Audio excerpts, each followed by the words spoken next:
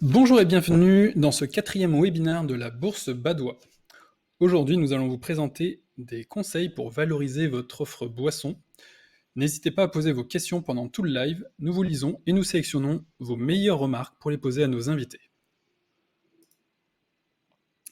Alors aujourd'hui, nous sommes en compagnie du chef étoilé Thierry Marx et du chef mixologue Mathias Giroux. Bonjour messieurs. Bonjour.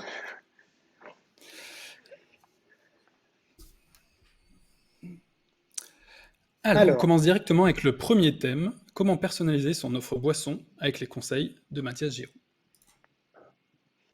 Alors, personnaliser son offre boisson. Alors moi, je voulais commencer tout d'abord par le pourquoi valoriser, personnaliser son offre boisson. Et je voulais vous parler en fait de trois raisons pour moi importantes qui sont être différent, être unique et créer des émotions. Et c'est vrai que donc ces trois raisons, ça va nous permettre de créer des vraies expériences pour nos clients qui ne retrouvent pas chez eux ou ailleurs. Et donc c'est vrai que si on reprend le être différent, bah, c'est sortir un peu du lot, faire différent, et donc ça nous permet d'accrocher notre client.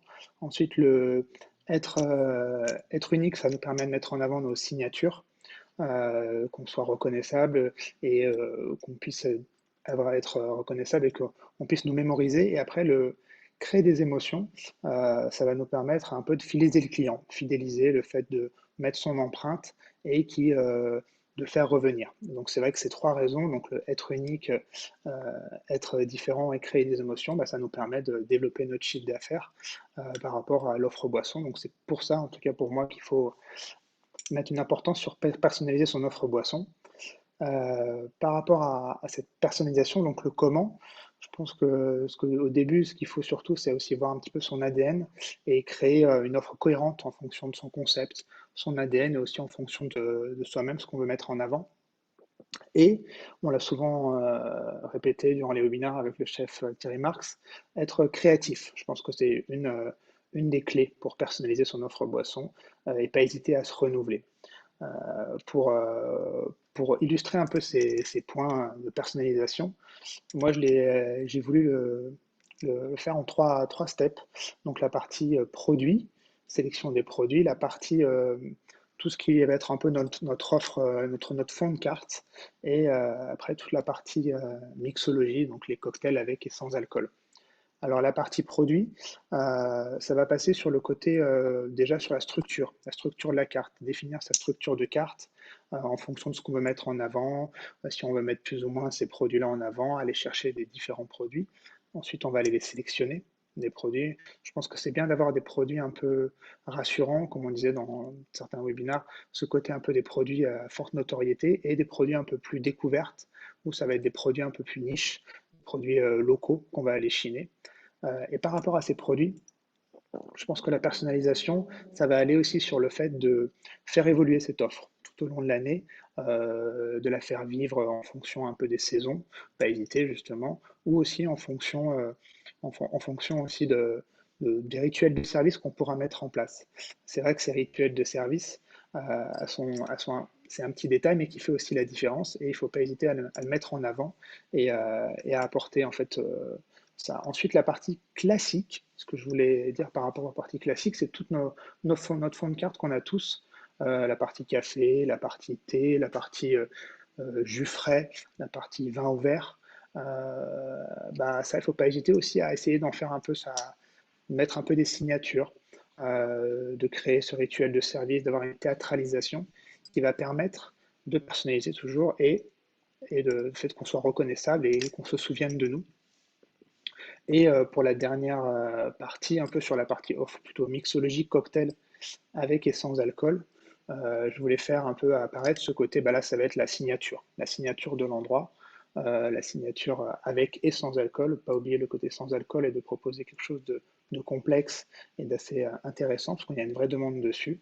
Et pour personnaliser cette offre-là, moi je pense vraiment qu'on peut utiliser des techniques simples. Le fait maison, on l'a souvent évoqué, est bien à mettre en avant, mais là il y a un mais dans le bar. Je pense que si c'est du fait maison, je pense qu'il faut avoir une vraie rigueur sur les recettes, il ne faut pas hésiter à les écrire et vraiment à s'inspirer du milieu de la cuisine par rapport à ça. Moi, je conseille à tous les bars d'avoir une petite balance avec eux aussi derrière le bar, comme en cuisine, pour créer ces recettes. Et pour ce webinaire, je voulais partager un peu avec vous justement pour imager une recette à chaque fois. Donc là, on va vous projeter une recette euh, simple à faire, qui est une infusion d'eau de badois infusée à froid avec du gingembre séché, de la pomme Pink Lady, du thym citron et de l'écorce de citron jaune. Tout ça infusé à froid pendant 24 heures. Alors, vous inquiétez pas, ça sera sur le replay, hein, donc c'est juste pour vous la mettre. Mais juste une technique simple à mettre en place d'une infusion à froid et vous pouvez après servir comme ça à vos clients avec un petit pot de sirop de miel, je vous conseillerais, pour pouvoir gérer un peu le goût sucré par rapport aux clients. Donc voilà, par rapport au personnaliser son information, voilà ce que je pensais. Donc voilà, merci. Qu'est-ce que vous en pensez, chef? Dites-moi. Je trouve ça très intéressant. Vous avez parfaitement raison. Il faut considérer l'eau, l'eau minérale, parce que c'est un ingrédient important dans la cuisine. On a toujours eu l'impression que l'eau était un produit comme ça assez banal, qu'on pouvait l'utiliser comme ça sans compter, et qu'elle n'avait pas forcément de sens. Alors j'ai bien aimé l'approche, pas comment, mais pourquoi on utilise de l'eau. Alors moi, quand je regarde de l'eau, je vois d'abord un ingrédient majeur. Je minimise pas la qualité de l'eau. Et quand j'utilise de l'eau en cuisine, je regarde les propriétés. Alors évidemment, quand j'ai des eaux gazeuses naturelles, ça m'intéresse beaucoup, notamment badois. Je regarde la propriété riche en bicarbonate et on s'aperçoit que le bicarbonate, très utilisé en cuisine depuis des décennies, parce qu'il a une propriété de, d'intensifier la cuisson d'un produit en libérant bien souvent le fructose, les pectines et toutes ces fibres qui sont contenues dans un légume, et en maintenant la couleur. Et puis, il y a d'autres eaux minérales qui ont d'autres propriétés qui sont extrêmement intéressantes. Donc, ça veut dire que je vais quantifier l'eau que je vais utiliser dans mes cuisines. Par exemple, je fais un bouillon de légumes, je vais prendre une eau, là pour le coup, riche en bicarbonate, je vais porter cette eau à ébullition et au gradient descendant, euh, donc quand la température baisse, je vais ajouter mes légumes au fur et à mesure en fonction de leur cuisson. La carotte, le navet et évidemment, je finis par le poireau et les herbes potagères et je laisse tomber la température. Et on s'aperçoit que j'aurai un bouillon de légumes exceptionnel. D'abord, j'aurai un bouillon de légumes qui sera clair, aromatique, et les légumes ne se seront pas délités, mais ils auront gardé leur couleur, donc ils sont absolument très très beaux à regarder, et en même temps c'est bon. Donc ça fait partie des choses que je regarde vraiment dans le détail en cuisine pour faire le bouillon. Si je prends un fumet de poisson, alors là je vais prendre une eau plus dure, plus riche des fois dans certains minéraux. Et là, je vais rôtir, par exemple, des têtes de poisson ou des arêtes de poisson, mais vraiment les rôtir quasiment à sec, comme ça, ou avec une petite goutte d'huile de colza bio ou une petite goutte d'huile d'olive. Et une fois qu'elles sont rôties, à hauteur, je vais verser mon eau et je vais laisser là aussi à gradient descendant récupérer ce jus de poisson qui sera impeccable. Donc je n'aurai pas eu d'ébullition avec les arêtes, donc je ne vais pas avoir toute cette petite mousse désagréable dessus et je vais avoir un fumet de poisson qui aura le goût de fumet de poisson absolument délicat. Pourquoi j'utilise ces eaux? Parce que l'eau du réseau, pour moi, me pose un problème. Elle est trop riche en chlore. Donc elle m'empêche beaucoup de choses. Si on a travaillé beaucoup sur les fermentations, donc c'est devenu quelque chose d'assez moderne de retravailler sur les légumes fermentés, sur le levain naturel qu'on fait à base de pulpe de pommes. Et bien là, si j'utilise une eau du réseau, je suis pénalisé, ma fermentation est ralentie à cause du chlore. Donc là aussi, je vais choisir une eau minérale, je vais regarder la propriété de cette eau minérale et je vais démarrer mes essais de fermentation, que ce soit des légumes, pickles pour faire des pickles ou des fermentations pour faire des brioches ou du pain, eh bien, je vais choisir mon eau en fonction. Donc, je souligne toujours l'importance de considérer l'eau comme un ingrédient majeur de la cuisine. Il ne faut pas oublier que jusqu'au 19e siècle, au Japon et notamment dans la région de Kyoto, la valeur d'un restaurant était basée sur la valeur de l'eau du puits qu'on savait analyser. Donc c'est important de garder ça et puis de considérer l'eau comme on a considéré le vin. C'est-à-dire que quand on mettait une recette dans une recette de coq au vin, par exemple, on mesurait le vin pour en connaître son coût et avoir le coût matière de la recette. On ne le faisait pas avec l'eau. Or que l'eau, comme je l'ai souligné, est un ingrédient extrêmement intéressant dans la cuisine. Ensuite, il y a tout ce qui est bouillon d'herbes potagères. Là, on s'aperçoit qu'entre de l'estragon ou de la sauge, on n'a pas les mêmes températures de cuisson et on n'a pas le même rendu à l'infusion. Dans certaines de mes sauces ou de certaines de mes préparations, j'ai besoin d'eau aromatisée à base d'estragon, à base de sauge, à base de céleri, plein d'autres herbes potagères possibles. Et là encore, je vais choisir une eau minérale, je vais la porter à haute température. Là, je vais rester dans une zone à 80 degrés. Je vais redescendre à 45 degrés. Et là, je vais infuser mes herbes fraîches dans ces eaux à 45 degrés à gradient descendant. Et effectivement, j'ai des eaux extrêmement aromatiques qui n'ont pas ce désagréable goût de l'eau chlorée du réseau, et on sait pourquoi elle est chlorée, ça c'est pour une sécurité sanitaire, mais dans la cuisine, cela ne m'intéresse pas forcément. Alors voilà, je voulais vraiment qu'on parle de ça, de considérer l'eau comme un ingrédient majeur et important de notre cuisine et de notre savoir-faire de cuisine, mais aussi de barman ou de sommelier. Merci beaucoup. Alors, on a une première question de Galerie qui nous demande: est-ce que vous faites appel à de nouveaux artistes français pour l'identité visuelle et valoriser aussi le Made in France et encourager la création française? Alors, bien sûr que j'ai toujours travaillé avec des cerveaux collectifs et des artistes ont toujours fait partie de ce collectif, que ce soit du street art ou d'autres approches picturales, photographiques, cinématographiques.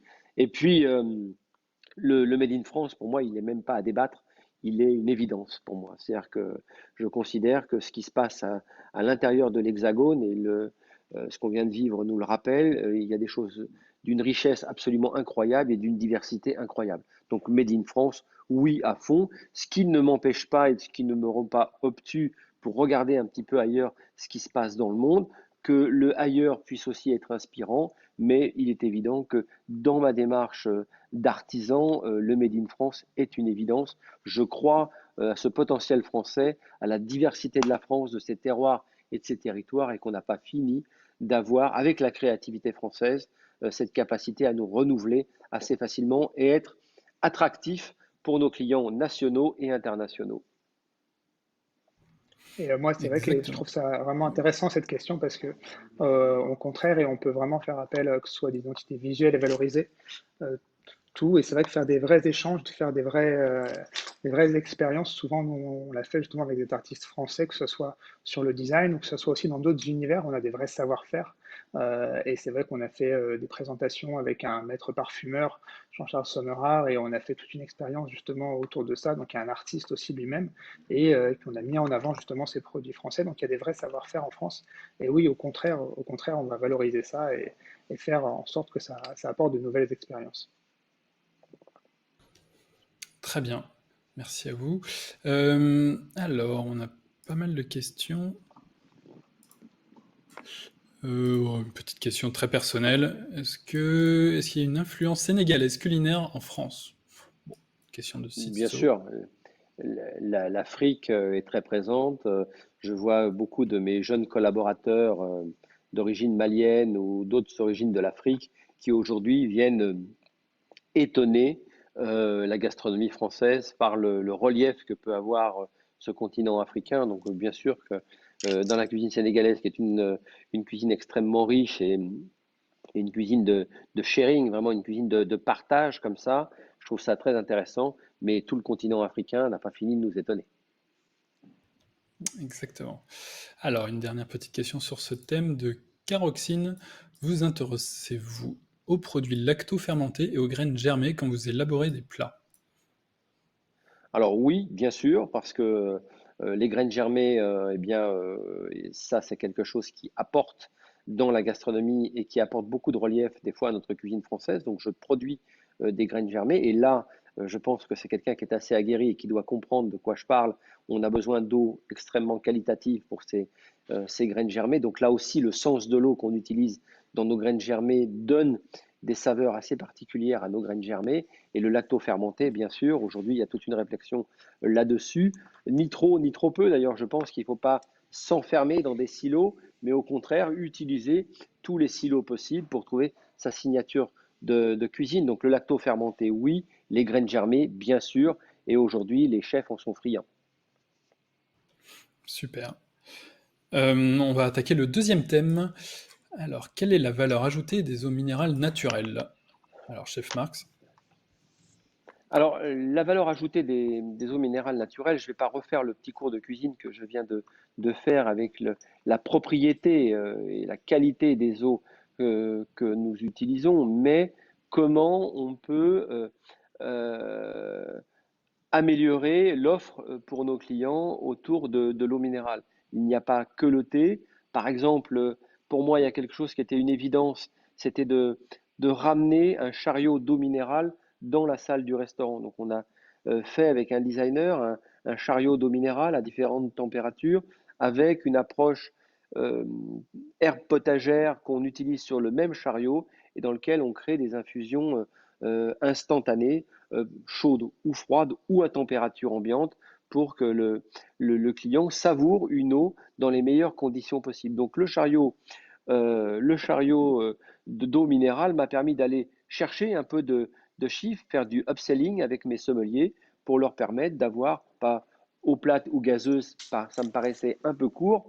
La, la proposition et l'offre française en eau minérale est énorme. Donc, ça nous permet de proposer aux clients une émotion autour de l'eau et une émotion autour d'un geste de cuisine déjà fait par le sommelier ou par les collaborateurs qui sont en salle autour d'eau aromatisée à la minute.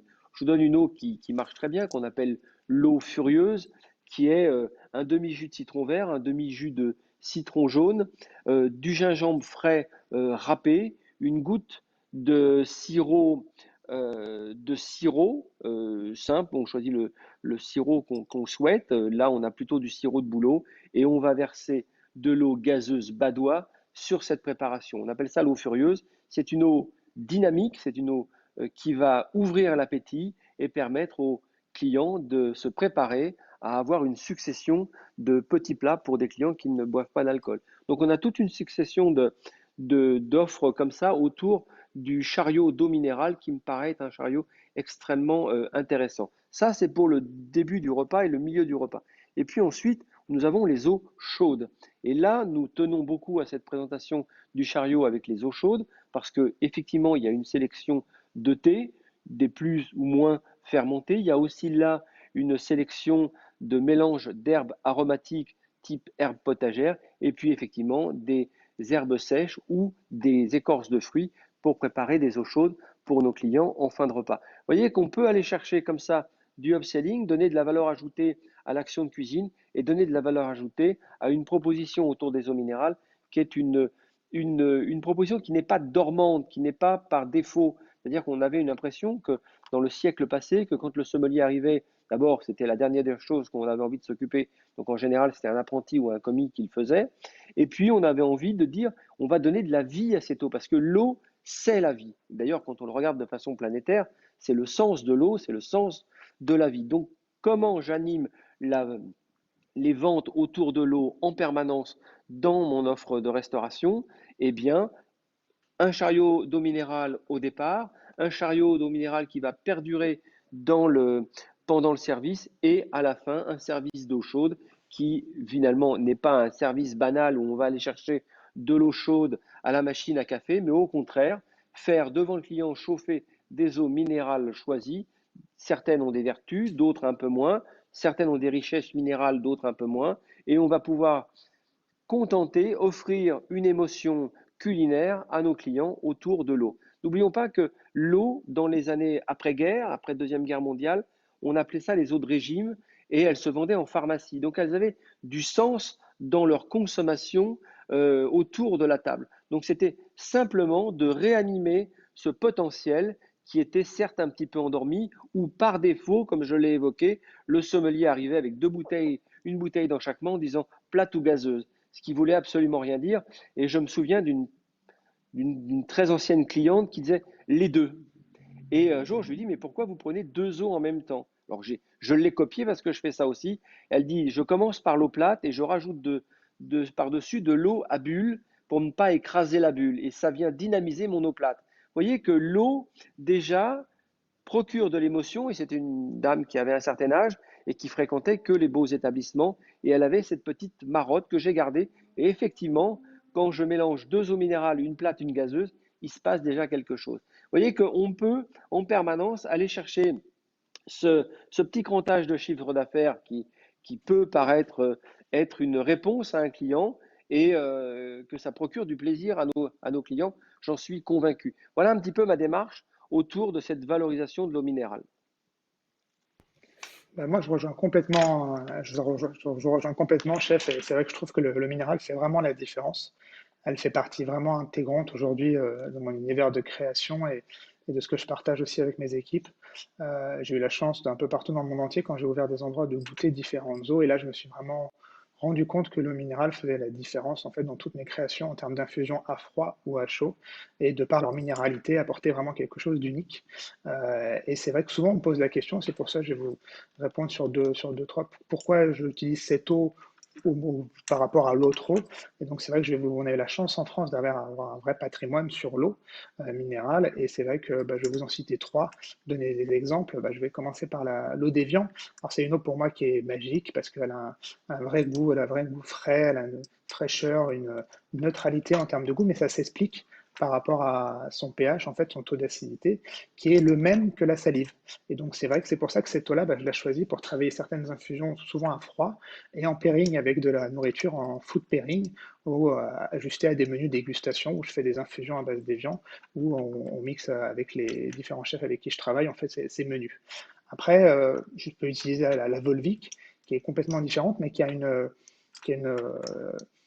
composition minérale en fait qui est adéquate pour tout ce qui est infusion, parce qu'elle a la particularité de garder vraiment toutes les arômes de l'infusion, que ce soit à chaud ou à froid, et à vraiment bien garder chaque note en fait de fruits, de la fleur ou de la plante infusée. Et c'est vrai que cette eau-là, par exemple, je fais des mono-infusions, que ce soit à chaud ou à froid, et après je les mélange entre elles. Et ça fait des expériences mixologiques à base d'eau. À base d'eau.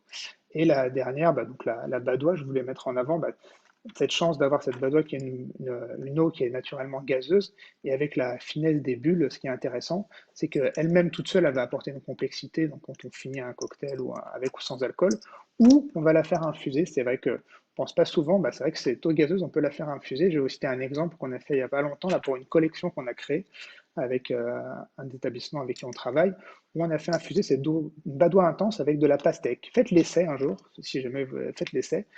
Choisissez une bonne pastèque, faites infuser pendant 24 heures à froid la badoie intense, et donc là on la récupère, l'eau après on la filtre, on la sert à nos clients, donc ça donne un goût un peu gazeux avec ce côté naturel de la pastèque, où on la sert avec une pointe de miel, une tranche de citron, mais surtout ce qui est encore plus intéressant, c'est la pastèque elle-même qu'on récupère et qu'on sert sur assiette. Et en fait, cette pastèque, elle a pris l'infusion de l'eau gazeuse, et la pastèque elle-même est gazeuse. Donc c'est assez marrant quand on le met dans la bouche et qu'on croque la pastèque, on a cette sensation de fruits gazeux. C'est assez marrant à faire. Ensuite, les eaux minérales, pour moi, elles sont aussi importantes par rapport, on peut travailler, il y a ce marché des sodas qui est assez énorme dans le milieu du bar et de la mixologie. Et c'est vrai que ce qui est intéressant avec ces eaux minérales, c'est qu'on peut twister son eau. On peut aussi, en parallèle, pour ceux qui veulent moins de sucre, qui ne sont pas forcément fans d'édulcorants comme moi, donc on peut aussi faire des twists. Et c'est vrai qu'il ne faut pas hésiter. Donc là, je voulais vous citer un exemple d'une recette, en fait, pour surfer sur la tendance des toniques que tout le monde connaît. Donc là, on va vous afficher une recette d'une réduction de tonique aux 4 agrumes, donc qui est à base d'écorce de quinquina, donc qui est l'écorce de l'arbre qui est la base du tonique, avec du citron jaune, citron vert, orange, pamplemousse et un citron de sucre maison. Et donc là, ça nous permet juste de créer une expérience avec la badoie intense en plus à rajouter. Et pour finir sur l'eau minérale, qui est vraiment importante pour moi, sur le côté plus mixologie, je rejoins ce que le chef Thierry Marx a dit juste avant. Je trouve que cette eau, justement, elle a un côté magique, et qu'on peut aussi s'amuser justement à les infuser, à faire des mono-infusions, que ce soit en fermentation, en infusion, en décoction, ou toutes les techniques autour de l'eau, et après de les assembler. Pas hésiter à les assembler, à en créer vraiment des ingrédients. On devient un peu les master blenders de l'eau, un petit peu. C'est ça qui est marrant. Très bien. Alors, on a une première question, sûrement pour le chef. De Barbaruska, qui nous demande: conseillez-vous, comme pour le vin, des associations avec les plats, suivant les eaux? Oui, accord mets et eau, ça se fait vraiment. Enfin, dans notre maison, nous le faisons. Et là, on choisit des propriétés d'eau qu'on met en relation avec le plat. Et bien souvent, ces eaux, on finit par les aromatiser un tout petit peu. On commence en général par des aromatisations très légères à base, comme je l'ai dit, d'herbes potagères, mais on va jusqu'à des aromatisations avec des vieux vinaigres. Et on va pouvoir accompagner des viandes rôties, par exemple, avec un vieux vinaigre un vieux vinaigre. Ah, j'ai un retour. Voilà, merci. Et avec un vieux vinaigre espagnol de la région de Sanlúcar de Barrameda, qu'on mélange avec un tout petit peu d'eau et qu'on sert avec une viande rôtie, mais on peut aussi ajouter dans une eau quelques gouttes de jus d'huître pour accompagner un bar rôti, etc., etc. Donc il est évident que comme pour le vin, je fais du pairing et je fais des accords mets et eau. Donc il y a un petit travail qui se passe devant le client pour justement aussi donner montrer un petit peu cette association. Mais ça fonctionne très très très bien. Encore une fois, il y a un certain recul des fois sur le vin où les gens se disent, bon, ça va encore être une succession de verres de vin et je vais sortir pas au mieux de ma forme. Or qu'à déjeuner, ma proposition accord mets et eau passe bien souvent beaucoup mieux. Très bien, voilà, c'est très clair.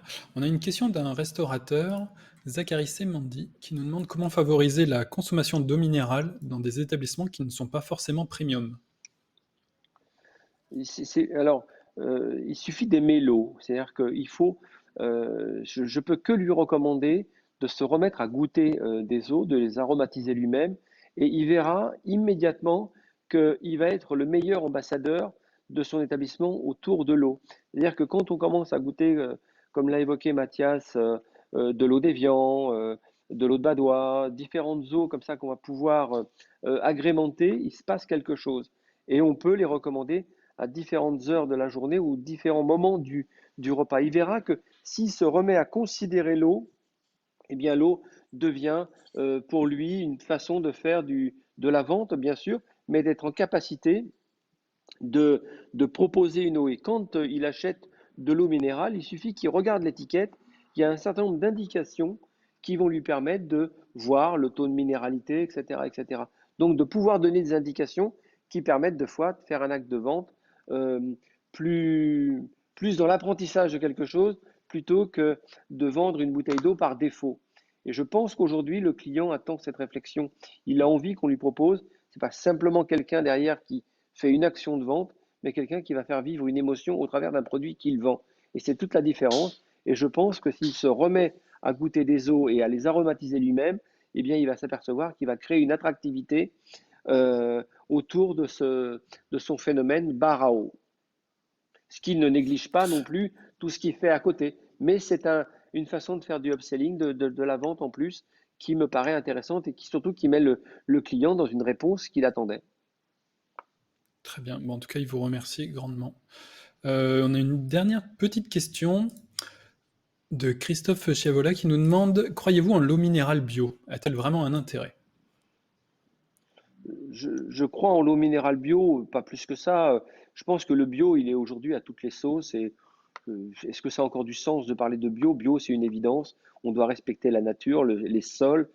Donc, pour le professionnel que je suis ou pour l'ensemble de ma profession, bio n'est plus à démontrer. Donc, je pense qu'il y a une telle sécurité autour de l'eau quand elle est cultivée, récupérée par une marque qui porte une eau, eh bien qu'il n'y a pas de crainte à avoir sur sa qualité organoleptique comme sur sa garantie sanitaire. Très bien, c'est très clair. On va attaquer notre troisième sous-thème, qui est comment valoriser son offre boisson dans son mix restauration. Alors, moi, je trouvais que c'est un thème qui rebondissait sur le thème précédent et c'est intéressant. Encore une fois, moi, j'ai choisi de valoriser les accords mais et eau, de créer ce bar à eau qui me paraissait être une évidence, plus ou moins large avec plus ou moins d'offres. Ça, c'est quelque chose qui me paraissait absolument nécessaire et de refaire ma carte des eaux minérales afin qu'elle ait une attractivité forte. Comme je l'ai évoqué, dans les chariots d'eau qui, tout au long du service, où nous avons des propositions en 25 centilitres et plus pour justement avoir cette capacité à avoir plus d'offres et plus d'accords mets et eau. Et puis le chariot d'eau chaude qui reprend du sens, certes avec le thé, certes avec les herbes fraîches, certes avec les tisanes et toutes les décoctions qu'on peut mettre au point quand on a une équipe pour le faire. Eh bien, on voit qu'on s'amuse très très vite avec des écorces d'agrumes, avec des oranges séchées, avec des bananes séchées et tout un tas de produits comme ça qui vont agrémenter l'eau. Et ça me paraît être nécessaire. Et puis après, j'ai fait des packages, bien sûr, parce que je travaille dans l'univers dit du gastronomique, mais je travaille aussi dans l'univers de la street food. Et là aussi, j'ai essayé de trouver des eaux qui accompagnaient ce manger sur le pouce, qu'elles soient dans des eaux aromatisées ou dans des eaux naturelles, et bien de proposer l'eau qui correspond aussi au sandwich que je suis en train de vendre et de mettre en avant ces eaux minérales dans mes linéaires de boulangerie pour que le client ait une offre qui corresponde à certains produits. Quand vous prenez une eau naturellement gazeuse et un sandwich un peu dense, comme un sandwich de pain de seigle, un sandwich végétarien au pain de seigle ou un pastrami sandwich, vous êtes assez content d'avoir une eau minérale gazeuse. Quand vous avez un sandwich un petit peu différent où on va aller plus sur quelque chose, vous avez envie d'un rafraîchissement un peu plus long en bouche, eh bien, vous êtes content de trouver une eau plate. Et puis, évidemment, on trouve aussi des eaux aromatisées qui sont extrêmement intéressantes et qui nous permettent d'aller chercher un petit plaisir supplémentaire pour la pâtisserie ou pour tout ce moment du sucré où on va avoir besoin d'une eau un peu plus gourmande ou alors proposer des eaux aromatisées, et encore une fois, j'insiste beaucoup là-dessus sur des eaux naturelles, bien entendu, pour des personnes qui sont allées courir, qui reviennent d'un footing, mais qui veulent quand même à déjeuner prendre un petit repas équilibré. Et là, on va trouver toutes ces eaux aromatisées à base de thé. Ça, je trouve ça très intéressant, de faire nos préparations à base d'eau minérale connue, dans lequel nous allons faire nos préparations pour servir une eau aromatisée à base de thé, de matcha ou d'aojicha par exemple, quand c'est des moments du repas, chaud quand c'est l'hiver et froid quand c'est l'été. Cette dynamique autour de l'eau, tous ces mouvements autour de l'eau nous permettent de faire prendre conscience que l'eau a du sens et que l'eau fait partie intégrante de la gastronomie. Elle ne peut pas se dissocier de la gastronomie. Donc l'émotion que vous allez mettre dans votre sandwich, dans votre repas à corps mets et eau, ou un simple un baba ou un croissant que vous allez prendre avec une eau aromatisée au thé, tout ça créera de l'émotion supplémentaire et moi c'est ce qui m'intéresse, participer à un instant bonheur. Et l'eau, c'est un instant bonheur. Il suffit de prendre un verre d'eau quand il fait un peu chaud, quand on est allé courir, et d'être pénétré par cette eau fraîche ou légèrement aromatisée et de vivre un instant d'émotion. Donc c'est ce que j'essaie de retranscrire en permanence dans mes actions de chef, d'artisan cuisinier, mais aussi dans l'univers, dans la boulangerie dans lequel je travaille, ou dans tous les univers où il y a une consommation autour du food and beverage qui me permet de donner de l'émotion à mes clients. Et donc moi j'ai choisi en fait pour valoriser cette offre boisson dans le mix restauration de partir sur ces différents moments en fait, ces différents moments pour maximiser au maximum le chiffre d'affaires et tout le business des bars et des restaurants. Et c'est vrai qu'aujourd'hui, donc quand je construis une carte, je regarde sur tous les moments en fait qui peut. Et donc là, on va prendre l'exemple d'un endroit à grande amplitude horaire qui sera ouvert du matin jusqu'au soir. Et donc, c'est vrai qu'on va le diviser en 6 moments, 6 grands moments. Donc, le matin, le déjeuner, l'après-midi, l'apéritif, le dîner et la soirée. Et là, en fonction de ces 6 moments, on va aller construire à l'intérieur. Je vais aller construire en fait une offre où je vais lier à la restauration. On va prendre l'exemple du matin où justement toutes ces boissons un peu qu'on a tous, ces cafés, ces thés, ces jus de fruits frais. Il ne faut pas hésiter à les proposer donc avec une partie restauration et aussi personnalisé avec une petite signature. On a eu beaucoup de retours d'endroits avec qui on travaille sur des cartes où justement on voyait que les clients qui pourtant étaient habitués aimaient ce genre de découverte le matin avec des nouvelles choses, un petit peu cette signature café, signature boisson. Ensuite, la partie déjeuner, on va aller sur une offre un peu plus sur la partie low alcool, un peu ces alcools entre 18 et 20 degrés, un peu moins forts, ou alors sur ce sans alcool, ou alors sur le vin aussi, sur une offre un peu personnalisée à base de vin, ou un peu plus simple pour le déjeuner à prendre et à déguster. La partie après-midi, on va aller sur le côté plaisir, où idem, faire le lien avec peut-être une pâtisserie ou avec des boissons infusées, comme le disait le chef, où ça c'est vraiment intéressant, il y a vraiment quelque chose à développer de plus en plus. Ensuite, sur l'apéritif, on va aller plus sur une offre classique, rassurante de cocktail avec et sans alcool, et avec une petite touche signature, un petit twist qui va faire en sorte aussi qu'on se rappelle de nous. La partie dîner, où là, pas hésiter, c'est justement les pairings, que ce soit avec des eaux travaillées ou avec des cocktails avec et sans alcool. On met en place souvent des bouteilles de cocktail à partager, c'est assez sympa, euh, pour faire un food pairing un petit peu sur un menu.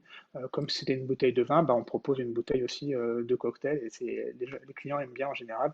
Ou après, en soirée, après, on va finir par la soirée avec un côté plus signature, expérience cocktail, où là, client sait qu'il va venir chez nous pour un côté un peu signature et on va lui faire des signatures un peu jouer sur tous les sens. Bah, cette offre, elle est valorisée en termes de rentabilité aussi, parce que quand on a travaillé toute cette offre avec la sélection des produits, la transformation, la mise en avant, la théâtralisation un petit peu, bah, c'est vrai qu'on va pouvoir valoriser financièrement cette offre sur la carte. Et du coup, cette offre boisson, elle apportera une vraie plus dans le mix restauration en termes financiers. Et on sait que le coefficient sur la partie boisson est aussi assez intéressant. Donc il ne faut pas hésiter à le travailler, ouais, complètement. Très bien. Alors, on va passer aux questions. Avec une première question de Nat Barbou, qui pour rebondir un peu au sujet que vous parlez tout à l'heure, au sujet de la pastèque. Est-ce que vous pensez que c'est une bonne idée de dessécher en amont la pastèque pour la réhydrater ensuite? Je pense que c'est pour tous les fruits. Alors, je la Alors, dessèche pas. Moi, là, dans l'exemple que je donnais, en tout cas dans l'exemple que je donnais moi par rapport à ce que j'ai dit tout à l'heure, c'était que je la dessèche pas. C'est une pastèque fraîche en fait, qu'on a fait infuser à la base avec de l'eau gazeuse.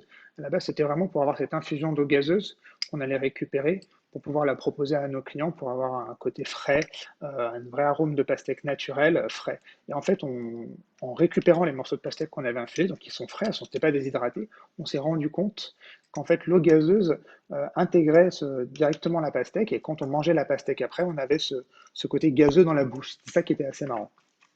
Donc on la desséchait, on la desséchait pas. alors Très bien. dessécher, c'est vrai que c'est compliqué parce en moyenne, un fruit, c'est 90% d'eau. Mais certains fruits qui arrivent à maturité, ce qui peut arriver à la pastèque aussi, on peut les centrifuger. C'est-à-dire que quand vous allez centrifuger un morceau de pastèque, vous allez avoir une séparation, euh, une séparation des matières. Vous avez la partie très rouge qui va tomber au fond de la centrifugeuse et de l'eau que vous allez récupérer. Cette eau, si vous la remélangez avec une autre eau, par exemple une badoie assez tonique, et que vous remélangez avec la pulpe naturelle de la pastèque, vous allez avoir un mélange qui va être assez étonnant. Pour peu que vous y rajoutiez un petit peu de bitter, eh bien, vous allez avoir une préparation qui va être assez intéressante. Donc, le fruit, il faut aussi comprendre son mécanisme. C'est déjà de l'eau. C'est 80, en moyenne entre 90 et 95% d'eau. Donc, quand on centrifuge ces fruits, par moment, on a des fruits qui arrivent à certaines maturités, on peut les centrifuger pour ne rien perdre finalement et de rajouter des eaux minérales. Et ça, c'est important d'annoncer quelle eau minérale on utilise. Parce que trop souvent, le client a l'impression de se faire piéger avec des décoctions de tout et de n'importe quoi dans des eaux du robinet et on lui fait payer ça à un prix fou. Ça n'a pas de sens. Donc, je pense que quand vous faites une énorme bonbonne de fruits macérés avec des gousses de vanille, de la cannelle, plein de choses, annoncez l'eau ou les eaux que vous avez utilisées et pourquoi vous les avez utilisées. Et vous allez voir que immédiatement l'attractivité du client va changer. Il n'a pas l'impression de se faire piéger avec une eau du robinet dans laquelle on a jeté comme ça à la volée quelques épluchures de quelque chose. Très bien. Et d'ailleurs, sur ce sujet, on a une nouvelle question de Christophe Kaivola qui nous demande: que pensez-vous de l'eau naturelle que l'on filtre dans les restaurants zéro carbone? J'y crois pas du tout. Voilà. D'accord. Je suis pas fan. C'est- Voilà, c'est voilà. Moi, je j'ai pas une confiance absolue dans le réseau. J'ai pas une confiance absolue dans le nettoyage des carafes. Donc voilà. Donc je pense que quand j'utilise une eau, je veux exactement savoir d'où elle vient, comment elle est filtrée, et je fais confiance dans les eaux que j'achète. Alors évidemment, on me dit, mais ça a un coût. Oui, ça a un coût, mais le coût de la qualité et le goût des saveurs, c'est mon métier de donner de la valeur à ces saveurs. Donc quand je considère l'eau minérale comme un ingrédient, je suis prêt à mettre quelques petits sous sur cet ingrédient pour améliorer ma recette. L'eau du réseau, et avec tous ces gens qui viennent me voir en me promettant que je peux mettre de l'eau gazeuse sur mon réseau et que je peux faire des carafes d'eau gratuites pour mes clients, je ne suis pas convaincu de cela, pas du tout. En tout cas, je n'ai pas encore été convaincu jusqu'à l'heure où je vous parle. Ok, alors d'ailleurs sur ce sujet un peu de l'écologie, on a une question de Caroxine qui nous demande dans la street food, avez-vous une réflexion sur la consignation des eaux? Cela permettrait le respect de l'eau dans un contenant dit safe, mais aussi de faire revenir le client. Qu'elle le fasse, je la soutiens, je crois à la consigne. Je pense que c'est pas un phénomène ancien, la consigne, au contraire un phénomène moderne. Nos arrière-grands-parents et nos grands-parents ont connu la consigne. Je pense qu'il faut revenir à la consigne. Il faut absolument, absolument, et je suis comme elle militant de cela, lutter contre les plastiques. Et je crois effectivement au phénomène consigne. Un, ça fidélise effectivement le client, et pourquoi pas, si le client est content, il a raison de se fidéliser, mais en même temps, ça a un impact tellement fort sur la planète que je ne peux qu'encourager ce mode, cette idée de la consigne, comme la consigne des assiettes, comme la consigne des plats emportés, tout ça pour largement contribuer à la diminution des emballages plastiques sur cette planète. Ok, bon, bah, c'est très clair. On va passer au quatrième thème. Alors, ce sera sans alcool et low alcool. Tendance éphémère ou futur du monde des boissons, Mathias? Alors c'est vrai qu'on voulait aborder ces deux thèmes-là parce que c'est vrai qu'il y a une vraie attente aujourd'hui de nos clients sur ces deux offres, que ce soit en France ou à l'étranger, à l'international. Et c'est vrai que pour commencer, je vais juste redonner un petit peu la définition de ces deux tendances, entre guillemets. Donc le sans-alcool, c'est pour dire le sans-alcool, mais avec des nouveaux goûts, une nouvelle façon de travailler les produits, de créer des expériences plus complexes. En parallèle aussi, on observe une demande de moins de sucre, une demande de plus de naturalité. Et c'est vrai que cette année, il y a une grande famille qui commence à arriver en France, qui s'est développée déjà l'année dernière au UK. C'est la famille, hein, on appelle ça des free spirits. C'est des produits qui ont le même profil gustatif que l'alcool, mais qui sont sans alcool, qui commencent à arriver sur le marché. Alors c'est bien de le savoir. On commence à trouver certains gins sans alcool ou des vermouths sans alcool qui ont été très bien travaillés par contre. Et c'est vrai que ça apporte une nouvelle complexité aromatique qui est intéressante et qui va apporter plus de choses justement sur la créativité par rapport au sans alcool. C'est ça qui est intéressant. Ensuite, la partie low alcool. Alors, qu'est-ce que c'est cette tendance après à travailler un peu les produits qui titrent entre 18 et 21 degrés?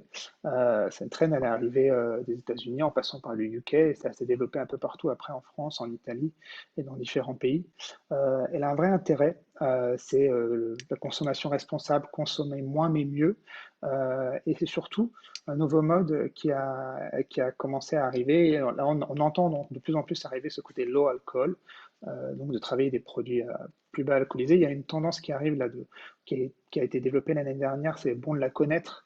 Ça s'appelle les hard seltzer, qui sont une tendance d'eau aromatisée sans sucre, alcoolisée, mais entre 4 et 6 degrés, donc d'une fermentation qui vient d'une fermentation. Et alors, ce qui est intéressant, c'est surtout l'utilisation et le fait de promouvoir l'eau différemment, en fait, et c'est nouveau mode de consommation. Sur ce low alcool, pour répondre à la question est-ce que c'est le futur, moi je pense que c'est surtout une nouvelle façon de travailler les produits.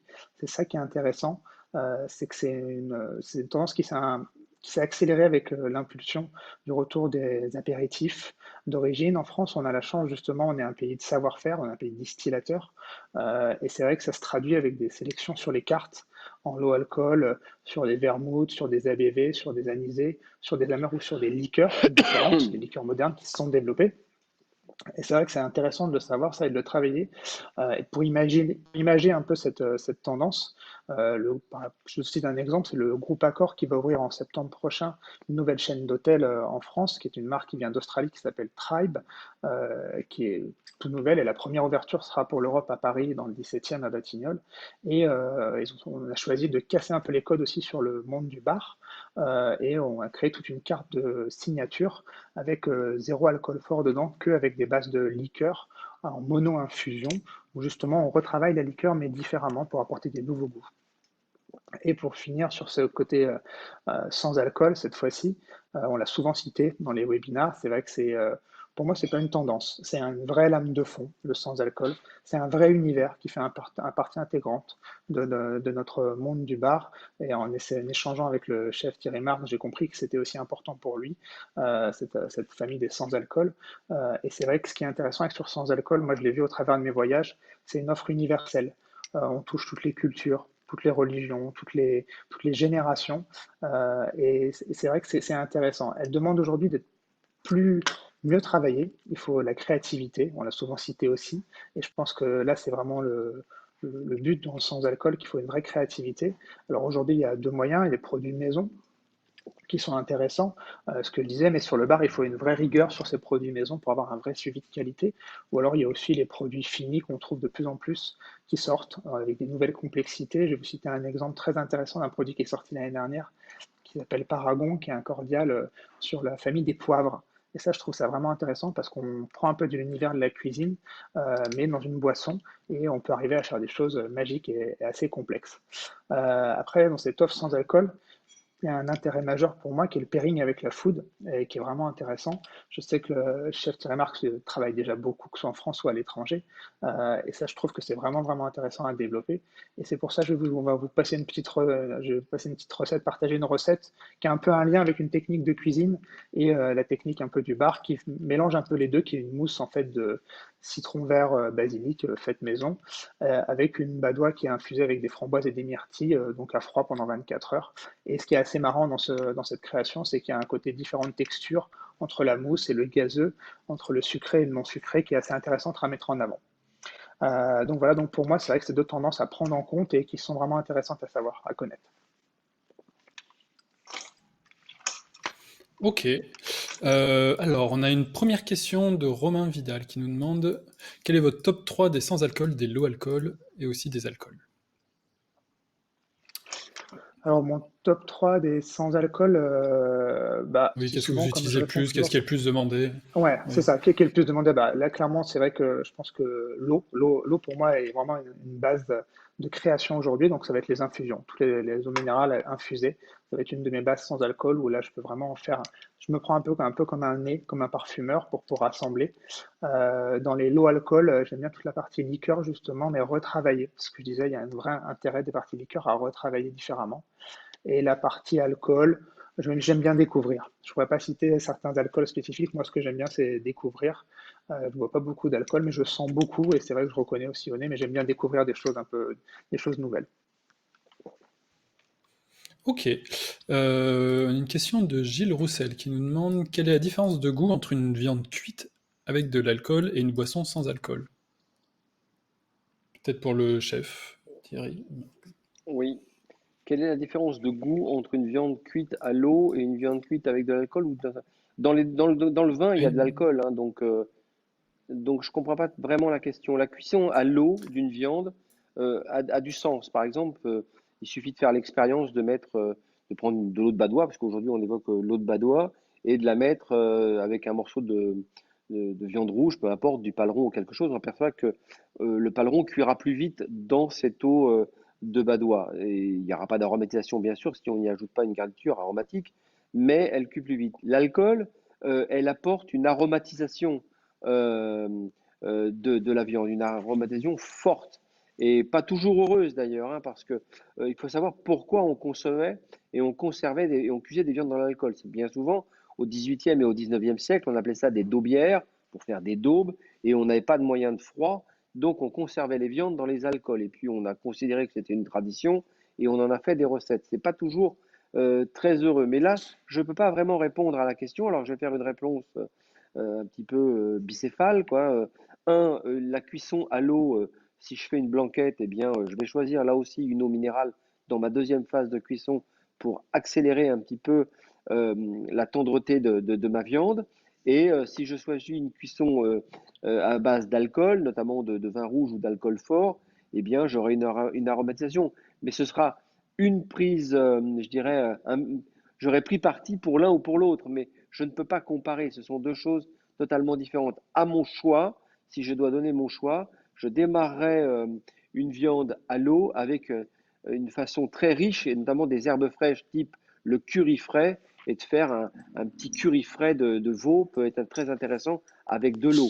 Et d'ailleurs, les herbes potagères utilisées vont venir faire une liaison que je vais pouvoir utiliser pour donner de l'épaisseur à cette sauce, que je n'aurais pas forcément avec une sauce au vin rouge. Ce sont deux choses différentes et ce sont deux approches totalement différentes.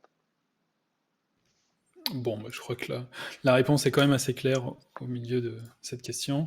On a une dernière petite remarque de Antoine Robin qui nous demande: que pensez-vous des concentrés d'épices et de fruits largement utilisés dans ces boissons sans alcool pour booster les saveurs?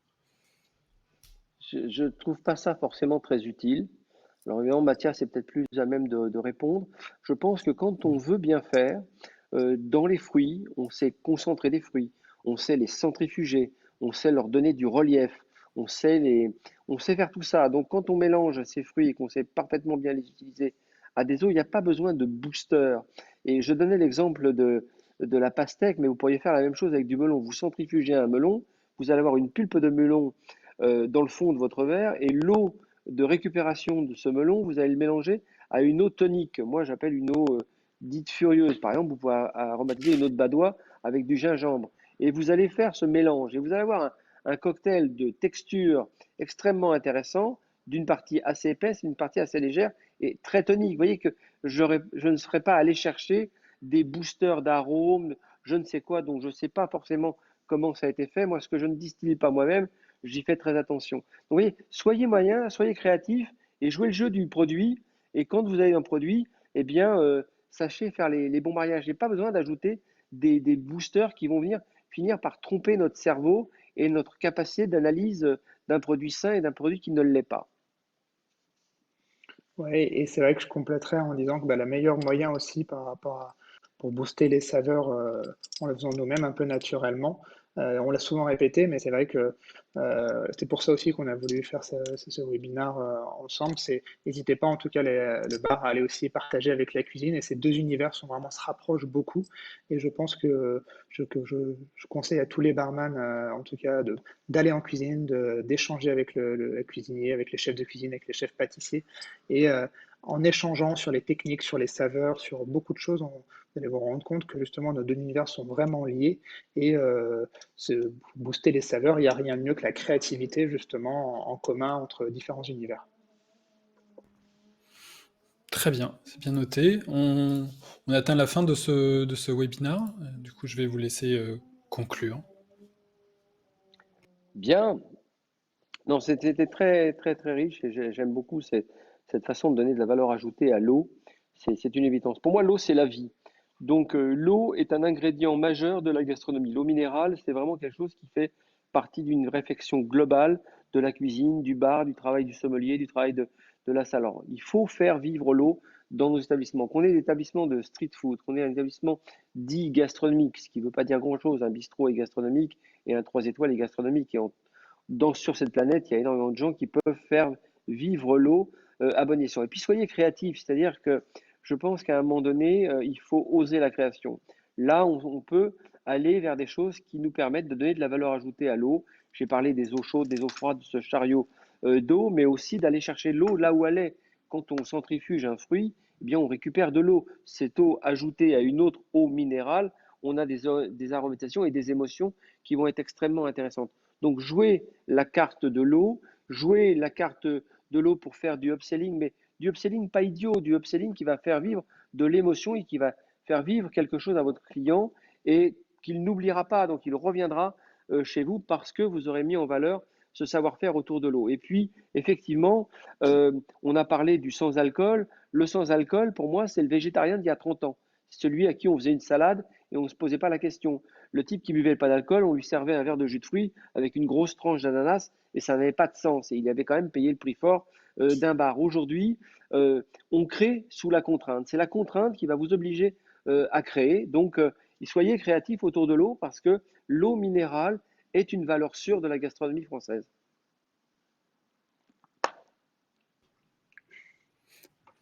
Mathias, Et on vous se avez retrouve le 20 une... juillet. Hein. Bah, merci. Et c'est vrai que voilà, il y a une vraie créativité à avoir sur l'eau, j'en suis convaincu. Et je rejoins complètement ce que le chef a dit. Super, donc on se retrouve dans 2 semaines, le 20 juillet à 16h30, pour Alors, vous au aider à 20 développer juillet, votre stratégie digitale pour créer un trafic. Merci à vous. osez l'eau. Osez l'eau. Au 20 Ouais. juillet, à bientôt. Alors. Merci. Au revoir.